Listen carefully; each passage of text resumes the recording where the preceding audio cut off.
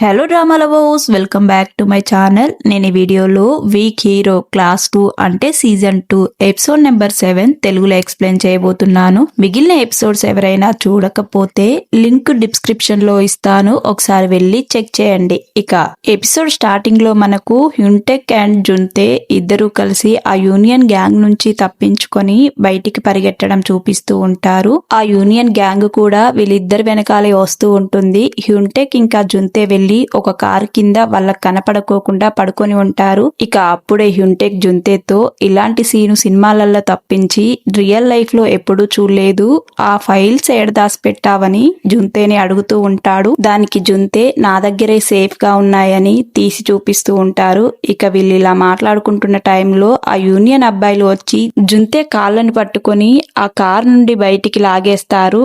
ఇక హ్యున్టెక్ కూడా ఆ కార్ నుండి బయటికి వచ్చి వాళ్ళని కొట్టడానికి ట్రై చేస్తారు. యూనియన్ వాళ్ళు చాలా మంది ఉండడంతో ఇద్దరు కొట్టలేకపోతారు. అక్కడున్న గ్యాంగ్ లీడర్స్ జున్తేని హ్యున్టెక్ ని ఫుల్ గా కొడుతూ ఉంటారు. జున్తే దగ్గర ఉన్న ఫైల్స్ ని ఆ యూనియన్ లీడర్స్ లాగేసుకుంటారు. ఇక వాళ్ళని ఫుల్ గా కొడుతున్న టైంలో బాకు అక్కడికి ఎంట్రీ ఇస్తాడు. యూనియన్ లో ఉన్న అబ్బాయిల్ని ఫుల్ గా కొడుతూ బాకు ఆ యూనియన్ లో ఉన్న ఇద్దరు లీడర్స్ దగ్గరికి వచ్చి కొట్టడానికి ట్రై చేస్తారు. ఇక అదే టైంలో బైక్ మించి ఒక అతను వచ్చి ఒక రాడ్డుతో బాకు తల మీద కొట్టేస్తాడు. బాకుకు తల నుంచి ఫుల్ గా రక్తం వస్తూ ఉంటుంది. ఇక మళ్ళీ ఆ బైక్ అతను రివర్స్ వచ్చి అదే రాడ్డుతో కొడుతున్న టైంలో ఆ బైక్ మీద ఉన్న అతన్ని బాకు ఒక్క గుద్దుతో హెల్మెట్ పైన గుద్దేస్తాడనమాట. ఇక అబ్బాయి ఒకే దెబ్బతో బైక్ మించి కింద పడిపోతాడు. ఈ డ్రామాలో ఈ ఫైటింగ్ చూడడానికి చాలా బాగా అనిపిస్తుంది. ఇక బాకు ఆ ఇద్దరు లీడర్స్ దగ్గరికి వెళ్లి వాళ్ళని ఫుల్ గా కొడుతూ ఉంటాడు. అంతేకాకుండా లీడర్ లో నుంచి ఒక అబ్బాయిని గొంతు పట్టుకొని గట్టిగా అలానే పిసుకుతూ ఉంటాడు. ఇక హ్యున్టెక్ ఏమో అతను చనిపోతాడేమో అని వెళ్లి బాకుని ఆపడానికి ట్రై చేస్తాడు. కానీ బాకు ఆ అబ్బాయి మెడ అస్సలు వదిలిపెట్టడు. ఇక హ్యున్టెక్ ఏమో జున్తేని ఎందుకలా కూర్చొనే చూస్తున్నావు, అతను చనిపోతే చాలా ప్రాబ్లం అవుతుంది, వచ్చి హెల్ప్ చేద్దురా అని జున్తేని పిలుస్తూ ఉంటాడు. ఇక అదే టైంలో జున్తేకి ఎవరో కాల్ చేసి ఉంటారు. జున్తే బాకు దగ్గరికి వచ్చి సీయునికి యాక్సిడెంట్ అయిందని చెప్పడంతో బాకు ఆ అబ్బాయి మెడ విడిచిపెట్టి ఇక వీళ్ళు ముగ్గురు కలిసి తొందరగా హాస్పిటల్ కి వెళ్తాడు. హాస్పిటల్ కి వెళ్ళాక ఐసీయూలో ఉన్న సీఎన్ ని చూసి వీళ్ళు ముగ్గురు చాలా బాధపడిపోతూ ఉంటారు. కట్ చేస్తే మనకు సీయున్ ఇమాజినేషన్ ఇలా చేసుకున్నట్టు చూపిస్తూ ఉంటారు. సూహో చివరిగా దెబ్బలు తిని కోమాలోకి వెళ్లిన బాక్సింగ్ కోర్ట్ లో చూపిస్తూ ఉంటారు. అయితే అక్కడే బాకు హ్యున్టెక్ జున్తే కూర్చొని మంచిగా ఫుడ్ తింటూ ఎంజాయ్ చేస్తున్నట్టు చూపిస్తారు. ఇదంతా సీయున్ దూరం నుంచి చూస్తున్నట్టు చూపిస్తూ ఉంటారు. అయితే సీయున్ పక్కనే బంసుక్ కూడా ఉంటాడు. అప్పుడే బంసుక్ సీయున్ తో ఇలా అంటూ ఉంటాడు, చివరికి వచ్చేసరికి ఏమీ ఉండదు, ఇదంతా మన ఫ్రెండ్షిప్ లాగే ముగుస్తుంది, చివరికి వాళ్ళు కూడా గాయాల పాలయ్యి మనలాగే అంతా ముగిసిపోతుందని చెప్తూ ఉంటాడు. అది విన్న సీయున్ బంసుక్ తో ఐఎమ్ సారీ అని చెప్తూ ఉంటాడు. దానికి బంసుక్ నీ ఒక్కసారి వల్ల జరిగిందంతా మళ్ళీ వెనక్కి తిరిగి తీసుకురాలేము కదా అని అనడం చూపిస్తూ ఉంటారు. ఇదంతా సీయున్ ఇమాజినేషన్ అన్నమాట.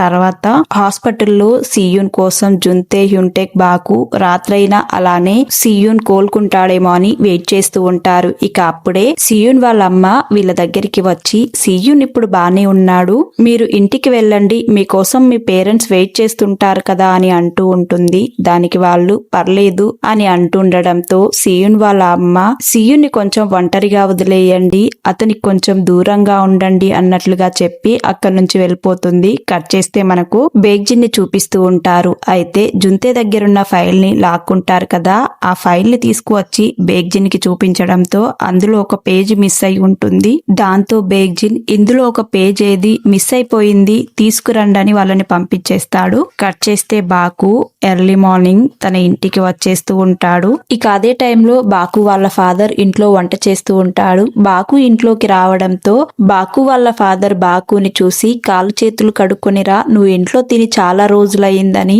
బాకుకి చెప్తాడు.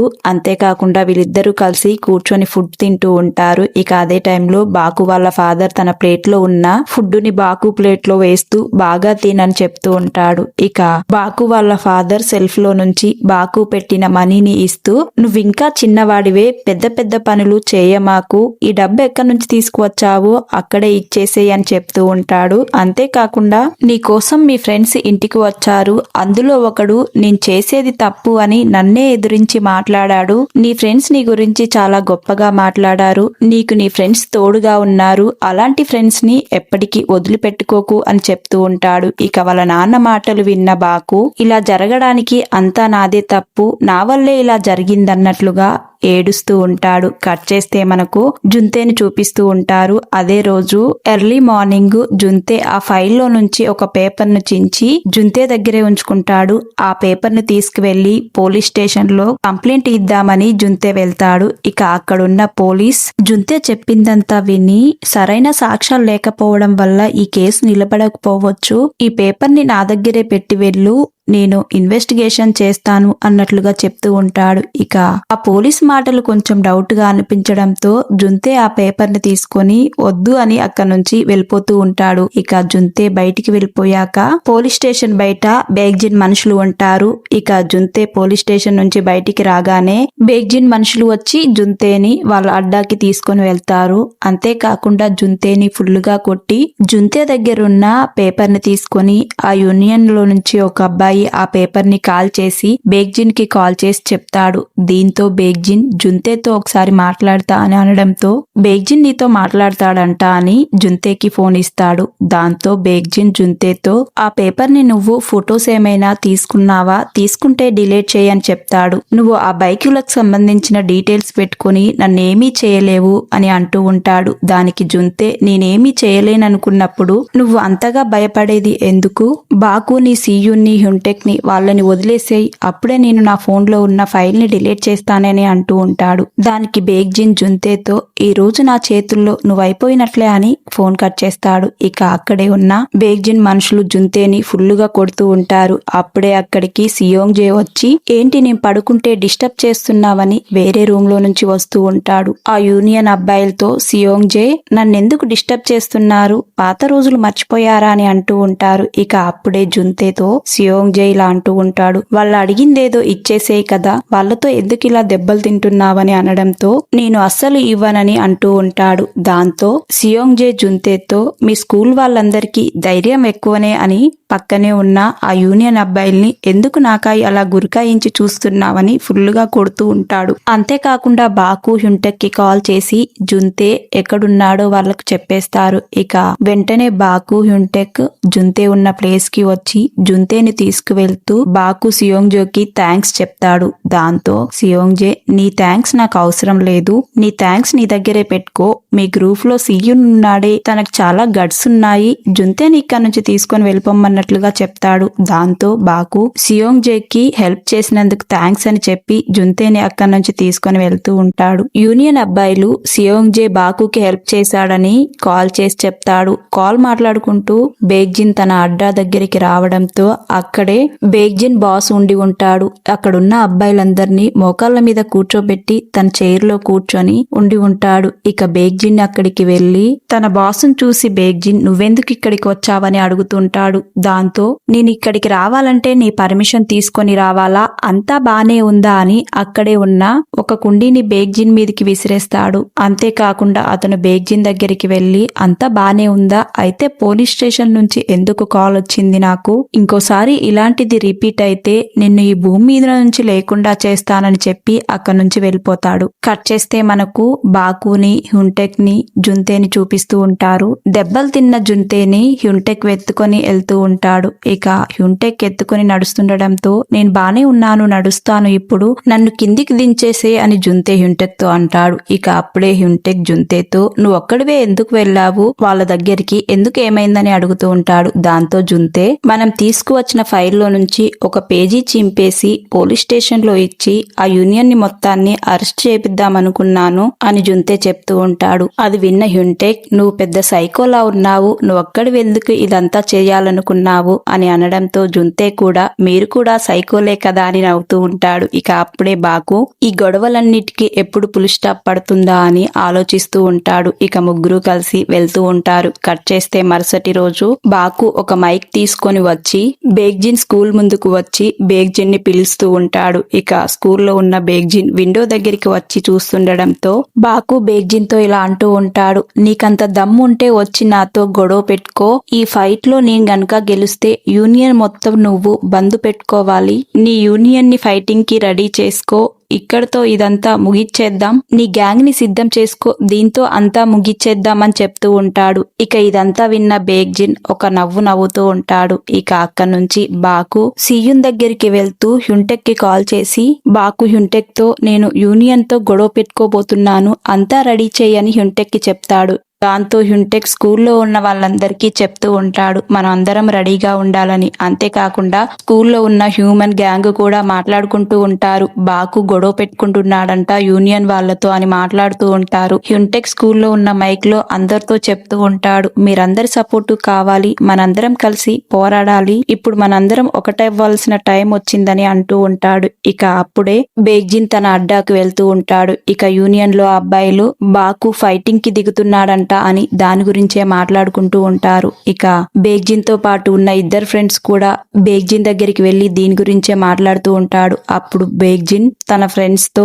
ఏంటి నేను ఓడిపోతా అని అనుకుంటున్నారా, మీరు చెప్పండి మీకేమనిపిస్తుందో అని అంటూ ఉంటాడు. కట్ చేస్తే బాకు సియున్ హాస్పిటల్ కి వచ్చి సియున్ ఉన్న గదిలో డోర్ ముందు నించొని సియున్ చూస్తూ తనలో తానే ఇలా మాట్లాడుతూ ఉంటాడు, నాకు మీ మీద గిల్టీగా ఉంది, నీకు హ్యుంటెక్ కి జుంతేకి సారీ చెప్పాలి అని బాకు మాట్లాడుకుంటూ ఉంటాడు. ఇక అదే టైంలో సియున్ వాళ్ళ అమ్మ బాకు దగ్గరికి వచ్చి నువ్వా అని అంటూ ఉంటుంది. ఇక సియున్ వాళ్ళ అమ్మని చూసిన బాకు సారీ అని చెప్పి అక్కడి నుంచి వెళ్తూ ఉంటాడు. అప్పుడే సియున్ వాళ్ళమ్మ బాకుతో లోపలికి వచ్చి నీ ఫ్రెండ్ని చూసి వెళ్ళని చెప్తూ ఉంటుంది. బాకు సియున్ దగ్గరికి వెళ్లి సియున్ చూస్తూ ఉంటాడు. ఇక అదే టైంలో సియున్ వాళ్ళ అమ్మ ఆ రోజు జరిగిన దానికి సారీ, సియున్ కి నయమైపోతుందంట, యాక్సిడెంట్ వల్ల తను ఇలా అవ్వలేదు, తను చాలా రోజుల నుంచి నిద్రపోకపోవడం వల్ల తన నర్వస్ సిస్టమ్ డ్యామేజ్ అయిందంట, తను ఇప్పుడు చాలా నిద్రపోతున్నాడంట, తను మెలుకోవాలంటే తనంత తానే మెలుకోవాలంట, నువ్వేమీ మీ ఫ్రెండ్ గురించి బాధపడకు అని చెప్తూ ఉంటుంది. ఇక అదే టైంలో మనకు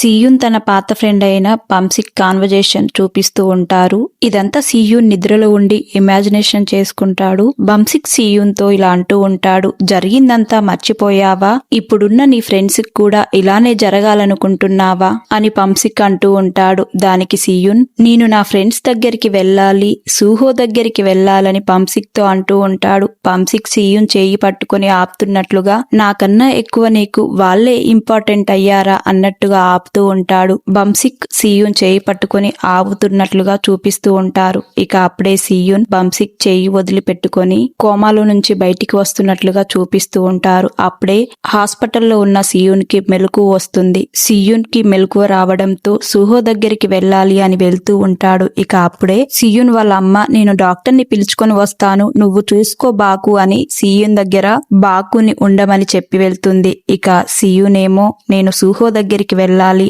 అని వెళ్తూ ఉంటాడు. ఇక అప్పుడే బాకు సూహో బానే ఉన్నాడు, తనకేం కాలేదు అని చెప్పడంతో సియున్ బాకు మాటలు వినిపించుకోకుండా లేదు నేను వెళ్ళాలని వెళ్తూ ఉంటాడు. ఇక అప్పుడే డాక్టర్ వచ్చి సూహోకి బానే ఉంది, తన పల్స్ రేట్ ఎక్కువ అవ్వడంతో సూహో వాళ్ళ నానమ్మకి కాల్ చేశాము, తను కాల్ ఆన్సర్ చేయకపోవడంతో నీకు కాల్ చేశాము, తనకు పల్స్ రేటు వచ్చింది, తనకిప్పుడు బానే ఉంది, తొందరలో తను కోలుకుంటాడని డాక్టర్ చెప్పడంతో సియున్ సూహో రూమ్ లోకి వెళ్లి సూహోని చూస్తూ ఉంటాడు. అంతేకాకుండా సియున్ సూహోతో నీ దగ్గరికి రావడానికి లేట్ అయింది, సారీ యార్ అని అనుకుంటూ తన రూమ్ లో నుంచి బయటికి వస్తూ సియున్ మనసులో ఇలా అనుకుంటూ బయటికి వస్తూ ఉంటాడు. సూహో నువ్వు చెప్పావు కదా నాకు గుర్తుంది, నువ్వు ఫ్రెండ్స్ కోసం ప్రాణమైనా ఇయ్యొచ్చన్నావు కదా, అదే ఇప్పుడు నేను చెయ్యాలనుకుంటున్నానని గదిలో నుంచి బయటికి వస్తూ ఉంటాడు. ఇక అదే టైంలో సియున్ కోసం హాస్పిటల్లో హ్యుంటెక్ హ్యుంటెక్, జుంతే, బాకు వెయిట్ చేస్తూ ఉంటారు. సియున్ వాళ్ళ ముగ్గురు దగ్గరికి వెళ్లి వాళ్ళని కలుస్తాడు. సియున్ ని చూసిన జుంతే కొంచెం ఎమోషనల్ అవుతూ, నువ్వు ఇప్పుడు బానే ఉన్నావు కదా సియున్, నీకేమైనా అవుతుందేమని భయపడ్డానంటూ కళ్ళల్లో నుంచి నీళ్లు తెచ్చుకుంటూ ఉంటాడు. ఇక అది చూసిన బాకు జుంతేతో ఇలా అంటూ ఉంటాడు, ఫ్రెండ్స్ అనే వాళ్ళు ఏడవకూడదు, ధైర్యంగా ఉండాలి, చూడు సియున్ ఇప్పుడు బానే ఉన్నాడు కదా అని జుంతేతో అంటూ ఉంటాడు. దానికి సియున్ బాకుతో, నువ్వు నిన్న నా దగ్గరికి వచ్చి ఏడ్చావు కదా అని అంటూ ఉంటాడు. అది విన్న బాకు కొంచెం ఫన్నీగా, నీనా ఇప్పటి వరకు నా జీవితంలో ఎప్పుడూ ఏడవలేదు అని అంటూ ఉంటాడు. దాంతో హ్యుంటెక్, వీడు ఏడ్చే ఉంటాడు, వీడు చూడ్డానికి అలా కనిపిస్తున్నాడు కానీ అందరికన్నా సెన్సిటివ్ అన్నట్లుగా అంటూ ఉంటాడు. ఇక అదే టైంలో సియున్ బాకుతో ఇప్పుడు ఏం చేద్దామని అంటూ ఉంటాడు. దానికి బాకు ఏంటి అనడంతో నా బేగ్జిన్ని ఏం చేద్దామని అంటూ ఉంటాడు. ఇక్కడితో ఈ ఎపిసోడ్ ఎండ్ అయిపోతుంది. తర్వాత ఏం జరిగి ఉంటుందనేది మరొక ఎపిసోడ్ లో తెలుసుకుందాం. వీడియో నచ్చితే లైక్ చేయండి, షేర్ చేయండి, సబ్స్క్రైబ్ చేయడం మాత్రం మర్చిపోకండి. Thank you for watching.